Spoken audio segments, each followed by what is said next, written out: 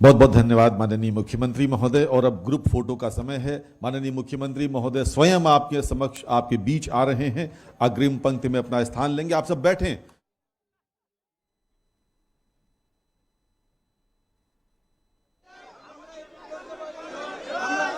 तो सीएम योगी आदित्यनाथ को आप सुन रहे थे आज नियुक्ति पत्र वितरण कार्यक्रम में सीएम योगी आदित्यनाथ। और उसके बाद ये तस्वीरें आप देखिए, जश्न की तस्वीरें ये सामने आने लगी हैं। और जिस तरह से बीजेपी देखिए पश्चिम बंगाल में लगातार बढ़त बनाए हुए है। जश्न की तस्वीरें अब सामने आ रही हैं, बीजेपी कार्यकर्ता जश्न मनाते हुए।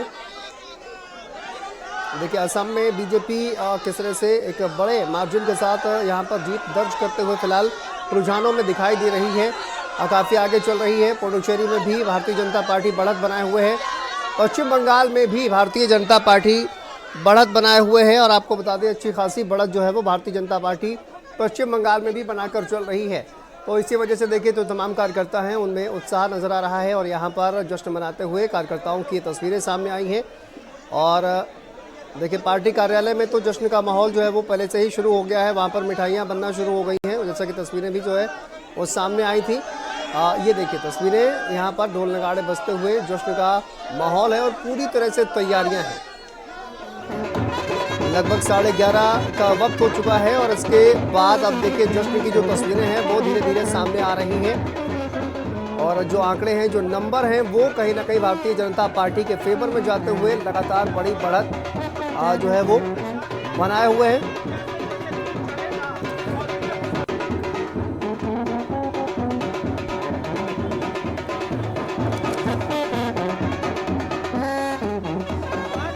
तो देखिए 5 राज्यों के विधानसभा चुनाव और उसको लेकर लगातार जो नंबर सामने आ रहे हैं और नंबर बदल रहे हैं, लेकिन कितना बदलते हैं तो वक्त बताएगा। लेकिन 11:30 बजे का वक्त हो चुका है, इस पर चर्चा लगातार चल रही है। हमारे सहयोगी, हमारे गेस्ट हमारे साथ जुड़ गए हैं। बीजेपी से संजय चौधरी जी हमारे साथ जुड़े हुए हैं। संजय जी बहुत स्वागत है आपका। और राजनीतिक विश्लेषक दुर्गेश उपाध्याय जी हमारे साथ स्टूडियो में मौजूद हैं।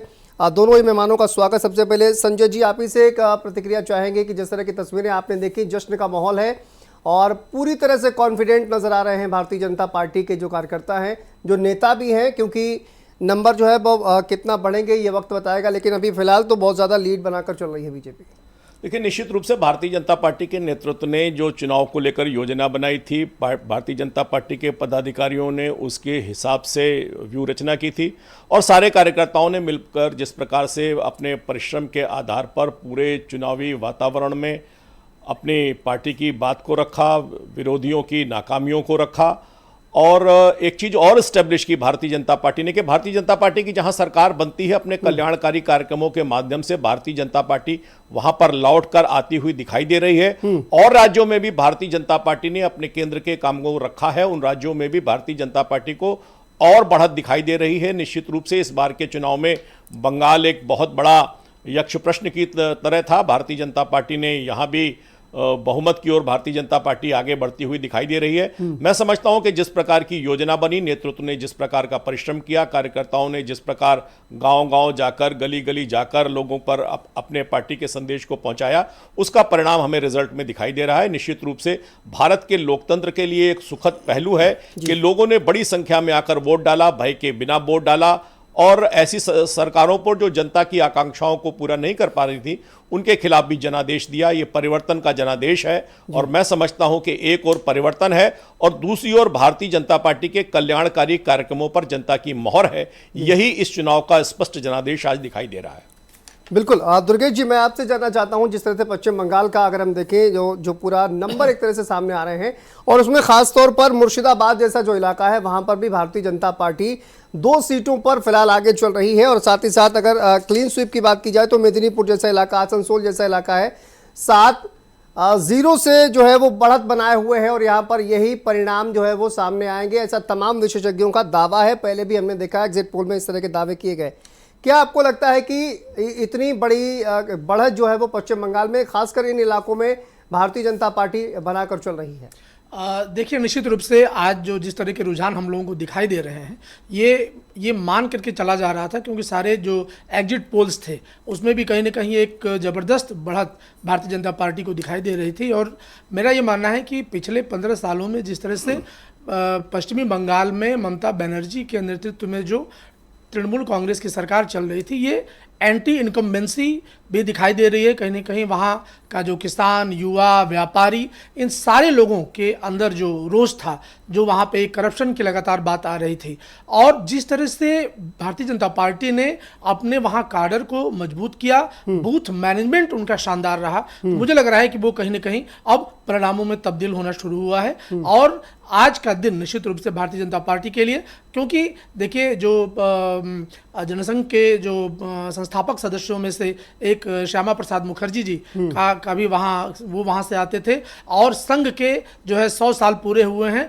और ऐसे में भारतीय जनता पार्टी आज अगर पहली बार पश्चिम बंगाल में अपनी सरकार बनाती है तो एक नया रिकॉर्ड, एक नया इतिहास वो रचने जा रही है। बिल्कुल, और देखिए श्यामा प्रसाद मुखर्जी का जो एक सपना था वो भी कहीं ना कहीं सच होता हुआ यहाँ पर नजर आ रहा है। हमारे साथ ऋकसुंदर शामसल जी जुड़े हुए हैं, वरिष्ठ पत्रकार। ऋकसुंदर जी, आपका बहुत स्वागत है भारत समाचार पर।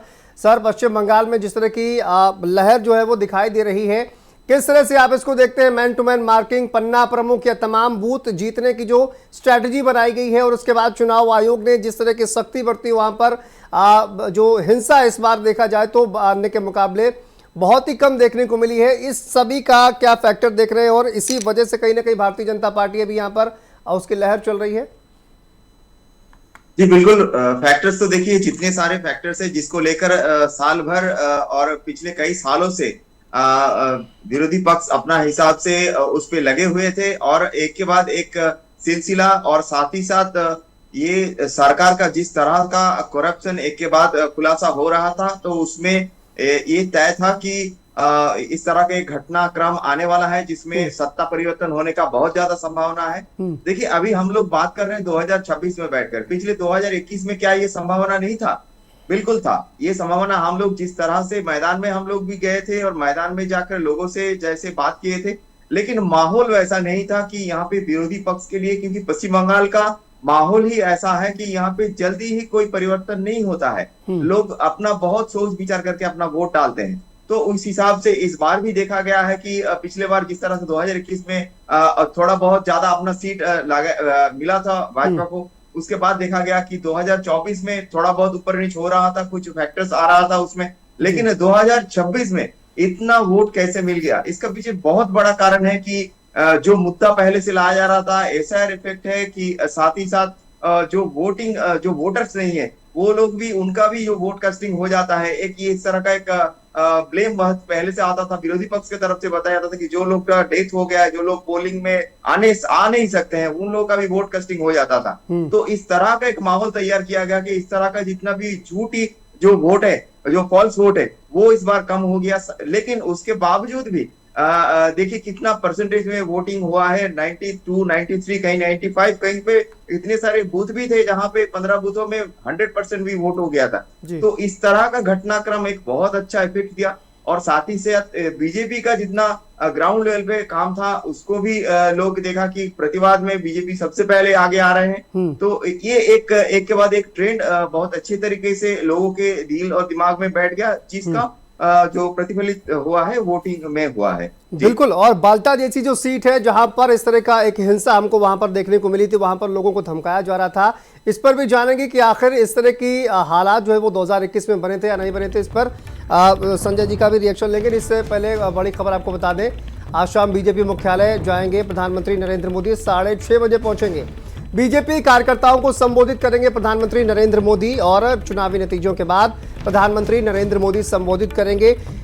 दिल्ली से यह खबर आपको बता दें, जैसा कि प्रधानमंत्री नरेंद्र मोदी हर बार आपने देखा है कि जब चुनावी नतीजे सामने आते हैं तो वो कार्यकर्ताओं का उत्साहवर्धन करने के लिए कार्यकर्ताओं को संबोधित करते हैं। तो इस बार भी प्रधानमंत्री नरेंद्र मोदी संबोधित करते हुए नजर आएंगे।